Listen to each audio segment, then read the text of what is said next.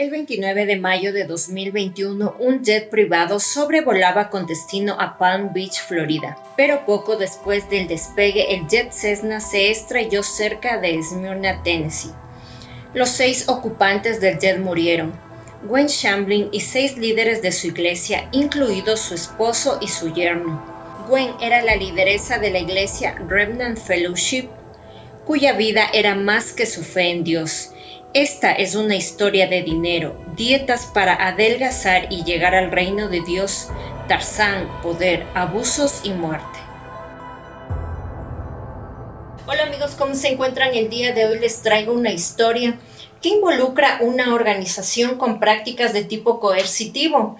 Me interesa que estas historias sean difundidas para que sirvan a manera de prevención de cómo captan a sus víctimas y de qué manera las atraen y cómo manipulan sus mentes para poder cumplir con sus objetivos.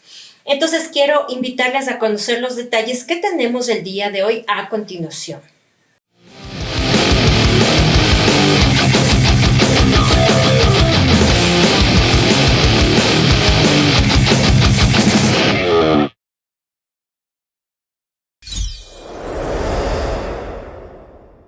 Para Gwen Shamblin, el hecho de ser cristiano e ingresar al reino de Dios consistía en cumplir una serie de rigurosos requisitos.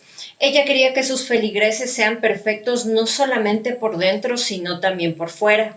Durante los años 80, ella proclamó una serie de rigurosas dietas y también fundó un programa de dietas cristianas y también fundó su propia iglesia.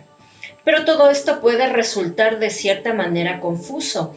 ¿Qué tiene que ver un sistema programado de dietas con tener fe o con el ingreso al reino de Dios? La respuesta de Gwen Shamblin es sencilla. Dios acepta a personas con un peso adecuado.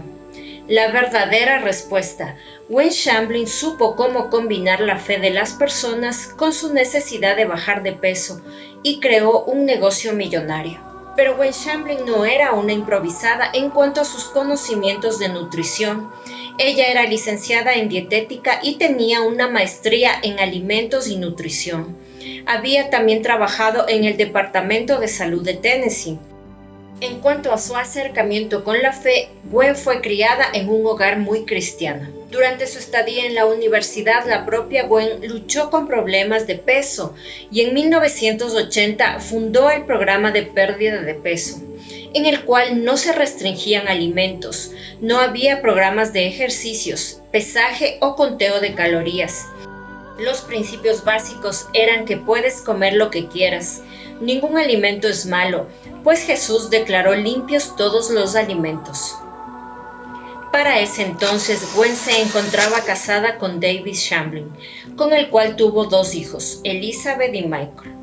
La primera clase de nutrición que Gwen impartió fue en un centro comercial en Memphis, y este estaba dirigido principalmente a comercios minoristas que se encontraban en este lugar y no tenía nada que ver con un entorno religioso. Pero el verdadero nicho de mercado que Gwen tendría estaba muy próximo a venir a sus manos, pues en el año 1990 ella presentó este programa de dietas en la iglesia Bellevue a través de cintas de video. En tan solo 4 años, este programa llegó hasta Europa y 600 iglesias en todo Estados Unidos, y en 1995 subió a 1000 iglesias en 49 estados. Gran Bretaña y Canadá, una verdadera locura. Y un año más tarde, esta cantidad subió a 5,000 iglesias. El negocio de Shamblin era un éxito y los feligreses sus principales clientes, por lo que el siguiente paso era algo que fue naturalmente obvio para Gwen. Empezó a usar la etiqueta del cristianismo para hacer surgir su imperio. De este modo, en el año de 1999 funda la iglesia Remnant Fellowship en un área de 40 acres en las zonas más pudientes de Tennessee. Ella decía que los que acuden a iglesias falsas ganarían peso, pero los miembros de su iglesia bajarían de peso y permanecerían salvos. Pero hasta aquí todo puede parecer normal en la historia de Gwen, pero ¿por qué entonces es tan polémica su vida? No solamente a través de sus videos, sino de los numerosos libros publicados, Gwen Shamblin aconsejaba a sus seguidores utilizar la espiritualidad para evitar la tentación de comer en exceso y bajar de peso. Y todo esto lo plasmó en su libro The Weight Down Diet, el cual vendió más de 1.2 millones de copias. Entre otras cosas, en este libro se enseña cómo el amor por la comida debe ser transferido al amor por Dios. También promovía la idea de que había personas que no bajaban de peso porque no eran fieles a Dios. Poco a poco las prácticas que empezó a utilizar Gwen Shamblin se iban alejando de su sentido de creencias y encasillándose en prácticas coercitivas. También Gwen Shamblin empezó a utilizar la vergüenza para presionar mucho más a la gente. Esta táctica está basada principalmente en el miedo y es muy frecuentemente utilizada en grupos religiosos, los cuales a través de amenazas de un paraíso prometido que les sería negado o de castigos eternos, infringen este tipo de temor en los creyentes. Además que este temor iba acompañado con la presión y el temor también de no poder bajar de peso. Pero si bien es cierto, para algunas personas nos puede parecer de algún modo ridículo o absurdo este tipo de ideologías que difundía Gwen, ella tuvo un rotundo éxito y empezó a aparecer en todas partes. Estaba en los telediarios, en revistas, en entrevistas que daba frecuentemente, pero algunas de cierto modo, por decirlo menos, pudieron generar bastante polémica por lo absurdo de las declaraciones.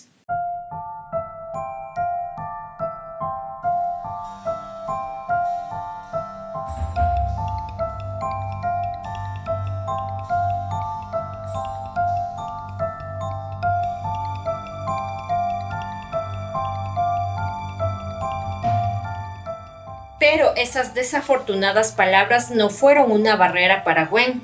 Para ese entonces ya amasaba una fortuna de $5 millones.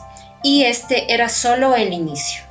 La iglesia de Gwen también empezó a crecer y emitía boletines de manera frecuente. En uno de estos boletines, Gwen aseguró que su iglesia negaba la Santísima Trinidad y también empezó a autodenominarse profeta directa de Dios. Esto hizo que muchas de las iglesias evangélicas que le apoyaban le dieran la espalda, inclusive devolviendo el material de las dietas como libros, videos, etc., a lo cual ella reaccionó de manera peculiar. Dijo que a las iglesias no les interesaba la Trinidad, sino solo verse bien bajando de peso. Durante toda esta época realmente Gwen Shamblin salía de una polémica e inmediatamente ingresaba a otra. Ahora se le acusaba de tener discriminación en cuanto al tema de la religión, pues varios de sus empleados empezaron a hacer denuncias de que ella les quería obligar a asistir a su iglesia y si no, les amenazaba con quitarles sus empleos. Todo esto le hizo iniciar una guerra con las iglesias evangélicas. Ella llamaba a la suya como pura y verdadera, algo frecuente entre las organizaciones coercitivas, pues todos acusan al resto de falsas. Su iglesia, así como su programa de dietas, no paraba de crecer, y el área donde construyó su iglesia tenía muy cerca su mansión, en la cual también se celebraban grandes eventos, como las bodas de los miembros de esta iglesia. Todo esto hizo que Gwen, quien para ese entonces se beneficiaba ampliamente de no pagar impuestos, cree una serie de empresas solo por el aparente amor a Dios. Empresas de reparación de automóviles, empresa de bienes raíces, empresa de servicios de reparación, empresas de escolarización para niños, empresas de eventos. Pero el objetivo de Gwen era mucho más ambicioso, era inteligente y maquiavélicamente planificado. Sus intenciones eran que su gran comunidad utilice solamente sus servicios, sin necesidad de buscar estos en el exterior. Esto, por supuesto, más allá de generar beneficios económicos sin pagar impuestos, era el hecho que a miembros de este tipo de organizaciones se les aplique técnicas de aislamiento y dependencia y por ende puedan ser manipulados con mayor facilidad. Un hecho que marcó la tragedia de la familia Hart que vimos en el capítulo anterior era la obsesión que tenían ellas con mantener una vida aparentemente impecable ante el mundo exterior, así también como una alta positividad tóxica. Pues estos son rasgos que se repiten también dentro de este caso, pues es de este modo como lucían estas familias. Las mujeres con su cabello y maquillaje impecable y luciendo muy delgadas. También los niños se veían muy bien portados y las mujeres obedientes a sus esposos. Pero todos estos sacrificios parecían no ser suficientes para Gwen, pues continuamente exmiembros contaron que continuamente ellos eran presionados para seguir bajando y bajando de peso. A pesar también de que contribuían con el diezmo, Gwen les decía que en vez de comprar comida extra, debían seguir adquiriendo sus libros y sus videos. Frecuentemente en eventos organizados en su mansión, los asistentes llevaban cientos de canastas a modo de ofrenda, llenas de alimentos. Posteriormente, Gwen pidió que las canastas de alimentos sean reemplazados con dinero. Esta perfección al límite en cuanto a las apariencias y al comportamiento hizo que se promulgara una forma de crianza y corrección en el comportamiento de los niños que no tardó en convertirse en una tragedia. Era conocido que Shamblin enseñaba a los padres a corregir a sus hijos utilizando cucharas de madera, objetos de metal o barras de pegamento. El objetivo era que obedezcan sin pensar. Les decía que si sus hijos hacen cosas diferentes a lo que ellos quieren, merecen ser castigados. La pareja de Joseph y Sonia Smith eran miembros de Remnant Fellowship y tenían 2 hijos. El menor se llamaba Joseph. Ambos padres seguían al pie de la letra las doctrinas impuestas en la iglesia. Castigaban frecuentemente a sus hijos y sobre todo al menor Joseph, al cual aislaban por largos periodos de tiempo en una habitación, con tan solo una imagen de Jesús y una Biblia, sin comida y sin cuidados, solo con un balde a modo de inodoro. El día 8 de octubre de 2003, Joseph padre había disciplinado nuevamente al pequeño Joseph varias veces. Ese día el pequeño Joseph murió. Se determinó que el niño presentaba pruebas de los castigos prolongados como agudos y crónicos. Ambos padres fueron procesados y sentenciados a cadena perpetua.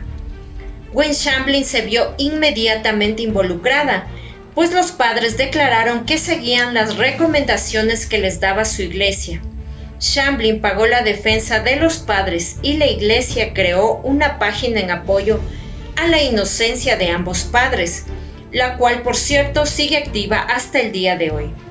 Pese a que Gwen negó, como era de esperarse, el adoctrinamiento hacia este tipo de prácticas, había llamadas telefónicas en las cuales se puede escuchar cómo ella no solo estaba enterada de estos castigos, sino que estaba totalmente de acuerdo. Se podía escuchar a Gwen decir que si no le duele a tu hijo el castigo, no lo amas lo suficiente. I'm not scared of a spanking. He didn't spank them. If you haven't really spanked them yet, you don't love them. You love yourself. Would it ever be appropriate to spank a 2-year-old over and over and over and over and over and over in one night? No, that's not what we teach here, Phil. A year ago, our 2.5-year-old Avery, we had a real showdown with her, and we had a leg spanking over and over and over and over and over and over again. Time one evening. Okay, you're listening. Okay, well then you need to talk to David Martin about that then, because that's not. And you agreed that was the perfect way to handle a child. David Martin had a real showdown. It was a one-night showdown, and that child never forgot it. Does Remnant advocate locking children up for lengthy periods of time? We don't advocate locking them up for any period of time. Absolutely not. I have a tape of a telephone call between you and Sonia Smith. This is Sonia Smith in Atlanta. Sonia! I I did exactly what Ted told me to do, take everything out of his room. We got everything out of there and locked him in there from that Friday until Monday and only left him in the room with his bottle. That tape has been made or tampered or whatever. I totally deny that is absolutely has untrue. Ever been said by anyone. And that's a miracle. You've got a child that's going from just bizarre down to in control. So praise God. And you had a chance to tell her that was not correct. That was not on there. Instead, you said, praise the Lord. No, that was not on there. We are spoiling these kids. We are, ruining their lives by even letting them think about themselves at all. So thank you, Sonia, for sharing that. Pero esta era solo una pequeña parte del desastre que promulgaba Shamblin, pues ella también motivaba a los asistentes a su iglesia a dejar tratamientos psicológicos o psiquiátricos. Toda patología debía canalizarse mediante los miembros de la iglesia. Una de las miembros, llamada Terry Phillips, quien estaba diagnosticada con un desequilibrio químico y por ende prescrita con medicamentos, fue motivada por miembros de la iglesia a abandonar la medicación. Lo que en un inicio fue una liberación para Terry se convirtió en una pesadilla, pues su dependencia espiritual no era suficiente para curarla. Gwen le había dicho al esposo de Terry que tire todos sus medicamentos por el inodoro. Como diría uno de los líderes de la iglesia, ¿qué es lo peor que le podía pasar? Te mueres y vas al cielo. Entre otras reglas para los miembros de la iglesia estaban tener redes sociales, y los que las tenían estaban limitados a publicar lo establecido por la iglesia. No discutir con el esposo. Una vez tomada una decisión por parte del esposo, no se vuelve a hablar del tema.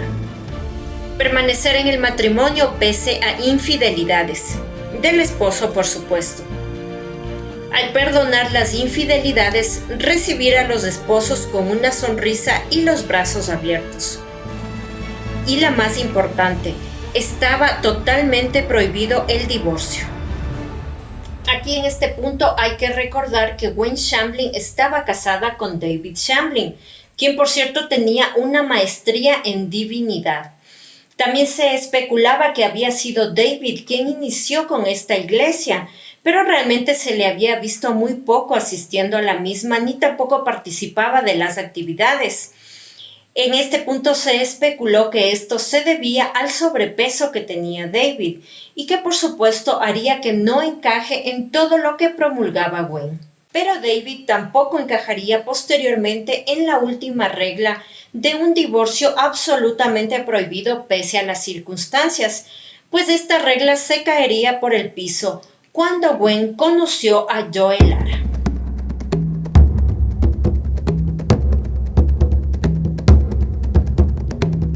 ¿Se acuerdan que les decía al inicio de este relato que esta historia, entre otras cosas, involucraba a Tarzán? Así es, el actor Joe Lara, quien interpretó a Tarzán, tanto en la película como en la serie de televisión, aparecería en la vida de Gwen. Joe, si bien es cierto, en su juventud tuvo varios papeles en películas, poco a poco su mediana fama fue decreciendo. Él quería convertirse en músico, pues amaba la música country. Su novia de ese entonces, la ex Miss California llamada Natasha Pavlovich, le ayudaba con sus gastos, pues Joe no tenía un trabajo fijo. Él se ganaba la vida haciendo trabajos esporádicos. Ella se hartó de todo esto y se separaron, pero ya tenían una hija juntos. Es así que pasa el tiempo y después de varios años, unos amigos le recomiendan a Joe Lara la iglesia Remnant Fellowship, donde Joe conoce a Gwen. Joe Lara era conocido también, aparte de lo que les acabo de contar, por conquistar mujeres de mayor edad y que tengan dinero.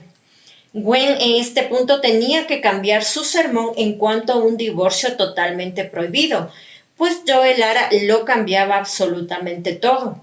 Es así que ella pide el divorcio de su esposo David Shamblin, el cual fue su esposo durante 40 años. Ellos inician este proceso y se realiza la separación de bienes por un valor de $20 millones. Las nuevas opiniones de Gwen respecto al divorcio se publicaron en la página web de su iglesia. Abro cita. Dios mismo se divorció de Israel, su novia, por alejarse de la fe, por lo que no debería haber juicio a los santos, es decir, los miembros remanentes, mientras se esfuerzan por ayudar a construir una iglesia pura. Este mandato tenía efecto inmediato, pues en menos de 60 días después de su divorcio, Shamblin y Lara se estaban casando en una boda totalmente exagerada, con alrededor de 1.500 invitados, juegos pirotécnicos, un esposo más joven y de cierto modo famoso, y demás derroches para continuar con su vida falsa de apariencias.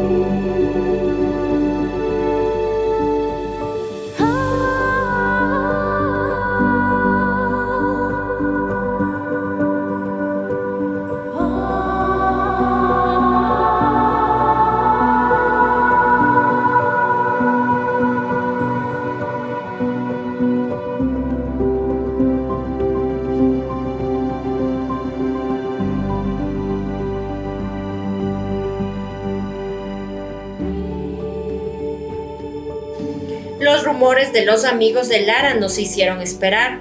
Decían que antes de casarse con Gwen nunca estuvo particularmente interesado en temas religiosos y todas sus apariciones parecían ser una especie de actuación.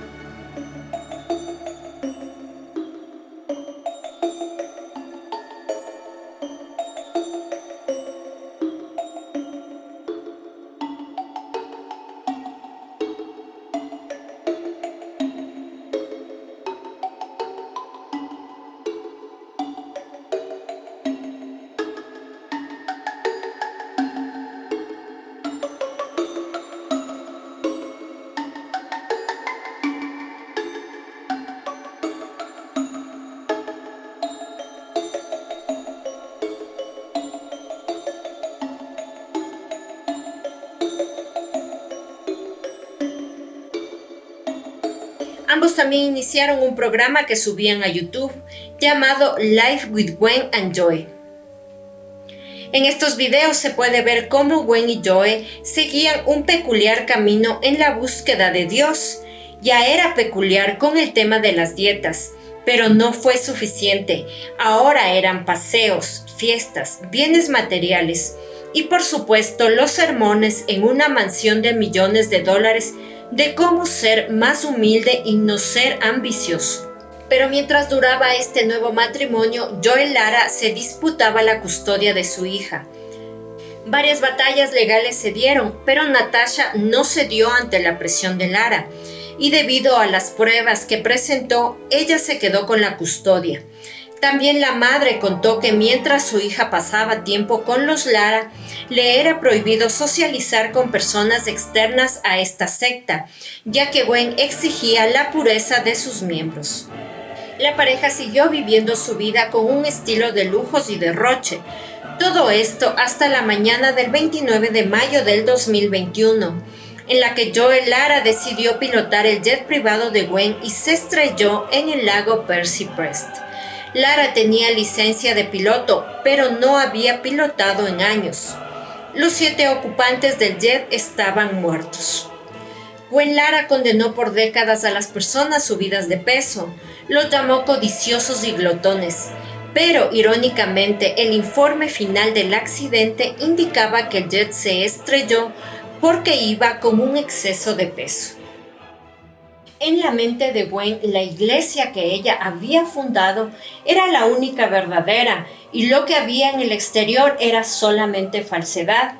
Dios le había encomendado a ella exclusivamente la tarea de mantener a todos hermosos y delgados, y manipuló lo que ella leyó en la Biblia a su conveniencia, e inclusive cambió las propias reglas puestas por ella a su conveniencia también.